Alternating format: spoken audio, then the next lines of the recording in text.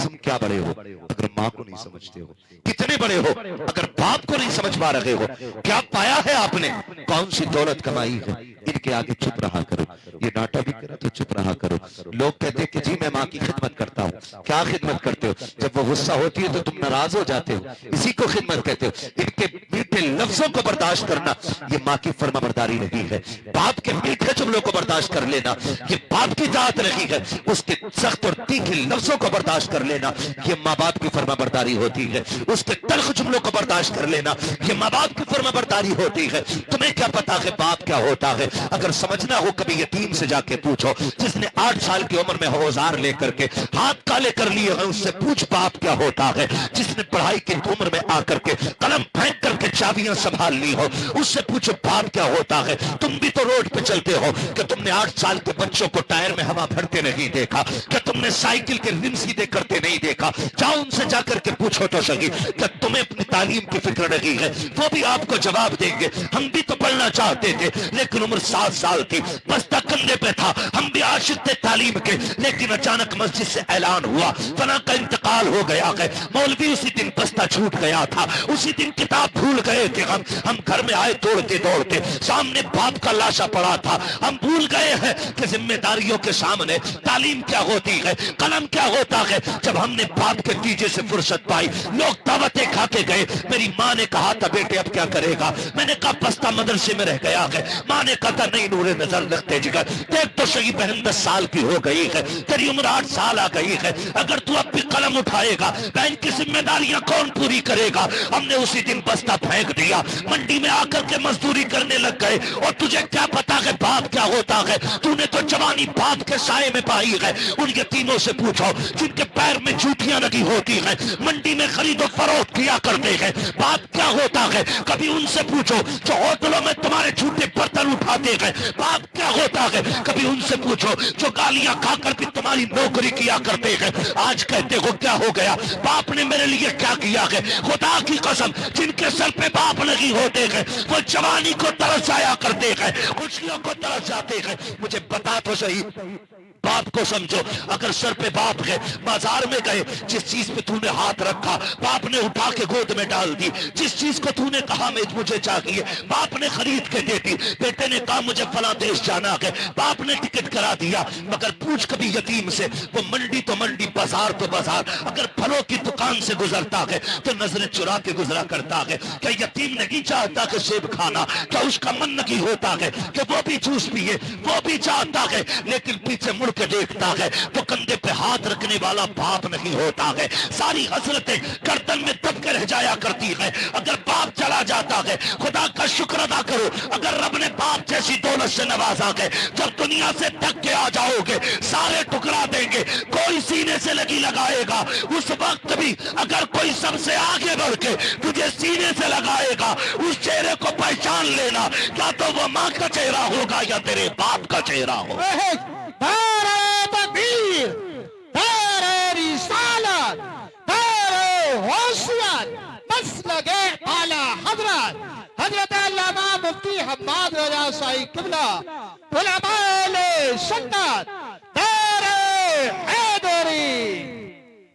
तवज्जो है, चलूं आगे। कड़वी तो नहीं लग रही ना बातें। दवा जितनी ज्यादा कड़वी होती फायदा उतना ज्यादा होता है।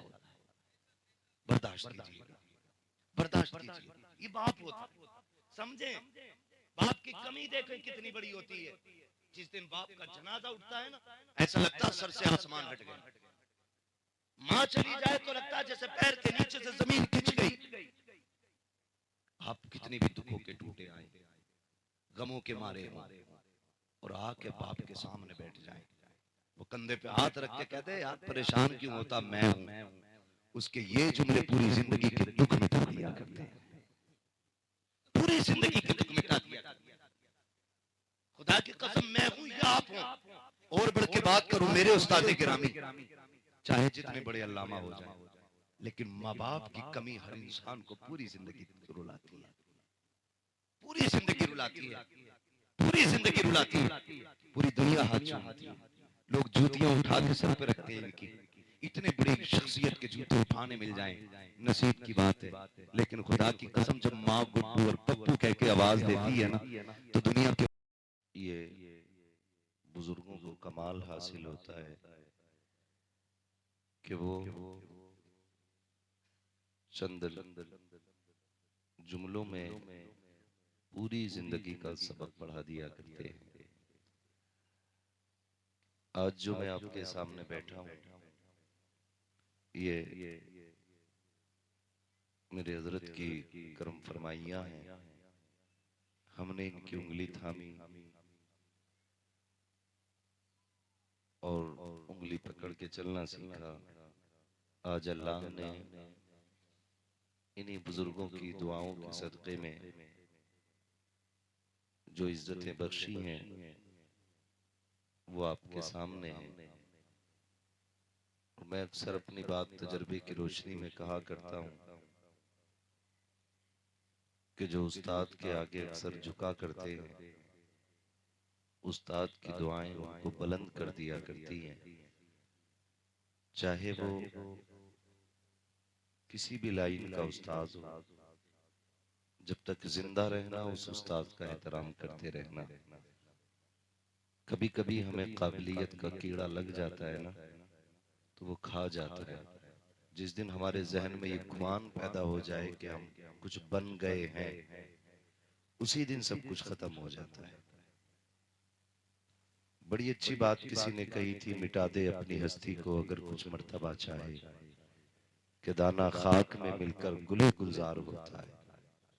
एक मैं ही नहीं, मेरे जैसे सैकड़ों को हजरत ने जो मिट्टी थे हाथ लगा के सोना बनाया।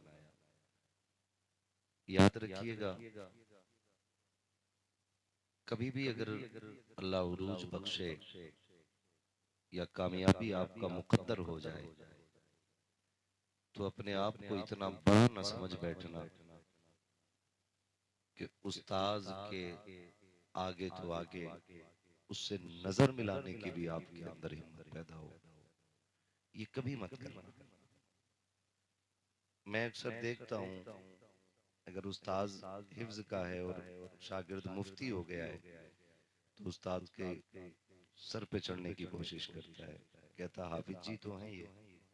याद रखिएगा, इसकी बुनियाद इतनी मजबूत थी कि इसकी बुनियाद ने तुझे इतना बड़ा आलिम बना दिया जिसे आप कमजोर कह रहे हैं।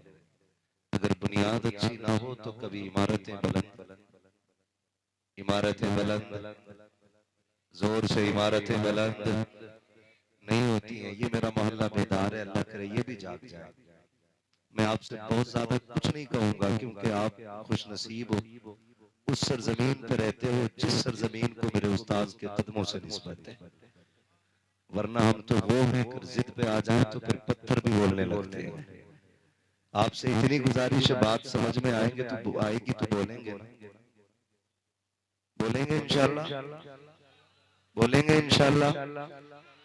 अगर कुछ लोग ऐसे बैठे आगे जिन्हें बोलना नहीं है, तो मेहरबानी करें उठ जाएं, ताकि सुस्त लोग उठें, किसी फुर्तीले आदमी को बैठने का मौका मिल जाए।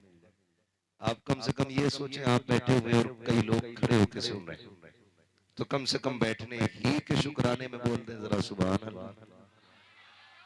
अब भी आपसे ज्यादा तेज आपके पीछे से आ रही है। भाई आप मेरी बात सुने थोड़ा, ये मोबाइल जो आप लिए बैठे ना, रात दिन सुनते ही रहते हैं, थोड़ा आज जेब में रख के जरा फेस टू फेस मुलाकात का मौका मिला है तो फिर सुन लिया जाए।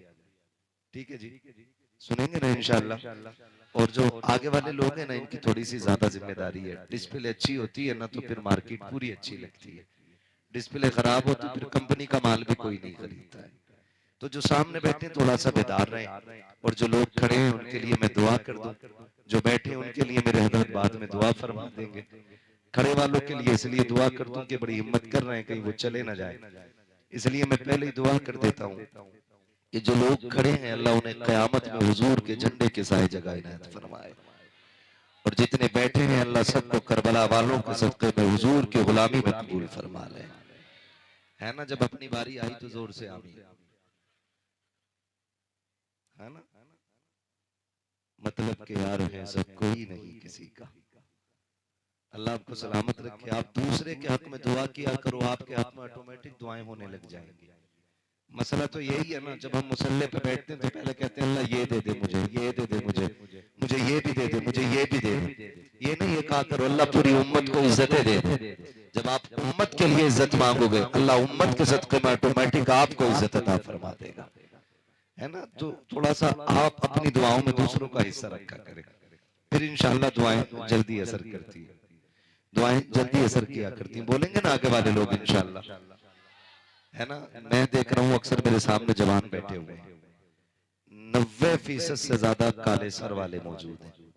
90 नहीं, 98%। 98% मुझे लग रहा है कि काले बाल वाले लोग बैठे।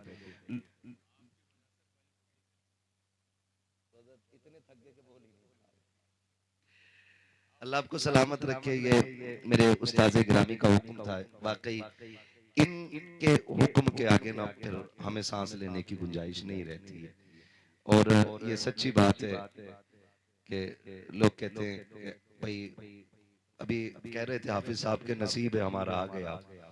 मैंने कहा नसीब आपका नहीं है, मसला कुछ और ही है। हजरत का हुक्म था। हालांकि मैं आपको बता दूं कि दिसंबर तक बीच में सांस लेने तक की अभी गुंजाइश नहीं है। तो जो बीच में आराम की बिना 10, 15, 20 दिन के बाद 1, 2 दिन आराम का होता है, और फिर हजरत का हुक्म हो गया आना है तो फिर आना है। बस हजरत का हुक्म था, चला आया। मैं जानता हूँ कि हजरत के लिए एक रात का थकना जिंदगी भर की थकावट से बचा सकता है। तो यही है, मिटा दे अपनी हस्ती को अगर कुछ मर्तबा चाहे, कि दाना खाक में मिलकर गुले गुजार होता है। अल्लाह आपको सलामत रखे। मोहब्बतों से बैठे और जो खड़े हैं, इनसे मेरी एक गुजारिश है, घर जाना तो माँ के कदम चूमना, बाप के हाथ चूमना और कहना माँ तेरे दूध का कमाल था, अब्बा तेरी हलाल कमाई के लुकमों का कमाल था। सबने बैठ के जलसा सुना था, मैंने खड़े होकर मदीने वाले की बातें सुनी थी। इंशाअल्लाह जो लोग खड़े हैं तो ये माँ बाप का शुक्रिया अदा करेंगे इस खड़े होने के मामले में भी। अल्लाह आपको सलामत रखे। आज चूंकि हमारे कारी साहब हाफिज साहब ने वालिद गिरामी की इसाले सवाब के लिए इस महफिल को सजाया है, अल्लाह ताला इन तमाम तर मुक़द्दस ज़ातों के सदक़े में इन उलमा इकराम के कदमों की बरकत से हाफिज साहब के वालिद गिरामी की अल्लाह बेहिसाब मग़फ़िरत फरमाकर उनको जन्नत नसीब फरमाए। यकीन करें ये महफिलें इतनी बाबरकत होती हैं, इतनी बाबरकत होती हैं कि जो इस महफिल में आ जाता है बख्श दिया जाता है। जब बख्श दिया जाता है तो फिर अगले दिन तौबा का मामला। तो सुने मेरे प्यारे, बख्श तो दिए जाते हैं, अहम होता है उस बख्शिश को बचा के रखना। आप आके बैठ गए हो, अल्लाह आज की रात के सदक़े में इस महफिल के सदक़े में सबकी मग़फ़िरत अपने करम से फरमाएगा। लेकिन मजा तो तब है कि जब सुबह में उठ करके कोई ऐसा काम न किया जाए जिससे अल्लाह नाराज हो। ये सबसे ज्यादा जरूरी काम है। तौबा की 1000 बार मगर करके तोड़ दी, तौबा है मेरी आज से तौबा ना करूंगा। तो थोड़ा इस चीज से भी बचें कि हम रोज तौबा करते हैं और फिर तोड़ बैठते हैं। अल्लाह ने ये महफिल नसीब से अता की है, मुकद्दर से अता की है। इस महफिल में जितने लोग आते हैं बख्श दिए जाते हैं। और फिर सोचे तो सही, एक बंदा सुभान अल्लाह कहे, 2 कहे, 10 कहे, उन सब के सुभान अल्लाह कहने का सवाब उनको तो मिलना ही मिलना है। लेकिन जिसके नाम से ये महफिल सजाई गई है ना, ये सवाब उसकी रूह तक भी पहुंचता है। ये कितनी फायदे वाली महफिल है। लोग कई बार कहते हैं कितनी महफिल हो रही है, इसका फायदा क्या है। मैंने कहा मर के देख फिर पता चलेगा इसका फायदा क्या है। और ये हकीकत भी है। कई लोगों को ये उलमा इकराम तशरीफ फरमाए जिम्मेदार, और मेरे नसीब की बात है कि मेरे उस्ताद गिरामी भी मिंबर शरीफ पे बैठे हुए हैं और मैं हजरत के सामने लब कुशाई कर रहा हूँ। तकरीर नहीं, मैं तो ये सोच रहा हूँ जैसे कल सबक सुनाया करता था वैसे ही आज भी पढ़ने लगा हूँ। हाँ, मैं आज भी तकरीर की नियत समझे, मैं आज भी उस्ताद की बारगाह में सबक ही पढ़ रहा हूँ। अल्लाह आपको सलामत रखे। जो मैं बात कह रहा हूँ जरा उस पर गौर कीजिएगा, बहुत गौर कीजिएगा, मर के पता चलेगा। कई बार लोग कहते हैं कोई नतीजा तो है नहीं महफिलों का। हम जानते हैं नतीजे के बारे में। जिन इलाकों में जलसे नहीं होते ना, उन इलाकों को उम्मत का मालूम माना मालूम नहीं होता। उम्मत तक का माना मालूम नहीं होता है। और मसलक के हवाले से, अकीदे के हवाले से बात की जाए तो कहते हैं जी हम तो बस अल्लाह रसूल को मानते हैं, बाकी मौलवियों के चक्कर में पड़ते ही नहीं।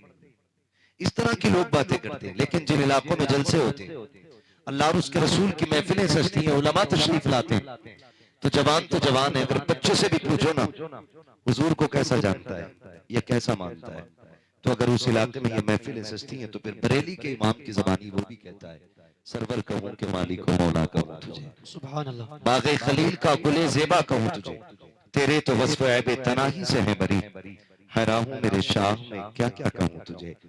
तो ये जलसों की बरकतें होती हैं। जिन इलाकों में महफिलें सजती हैं ना, उन इलाकों के अकीदे महफूज होते हैं, ईमान मजबूत हो जाया करते हैं, अल्लाह और उसके रसूल के हवाले से रिश्ते मजबूत हो जाया करते हैं। अल्लाह आपको सलामत रखे। मैं आपसे अगली बात करूं, नाराज न होइएगा, मेरी तकरीर तबे यार को बेचैन करती है। सबब क्या है, वही कहता हूं जो दिल पर गुजरती है, और मैं बोलने में डरूंगा बिल्कुल नहीं, क्योंकि मैं अपने उस्ताद का बुलाया हुआ हूं। सारे रूठ जाओ फर्क नहीं पड़ता है, जिसने मुझे उंगली पकड़ के चलाया वो मेरे साथ है। मुझे आपके नाराज होने से मतलब नहीं है, बस कोशिश ये है कोई रूठे तो रूठे, मदीने वाला ना रूठे। ये ड्यूटी हमारी है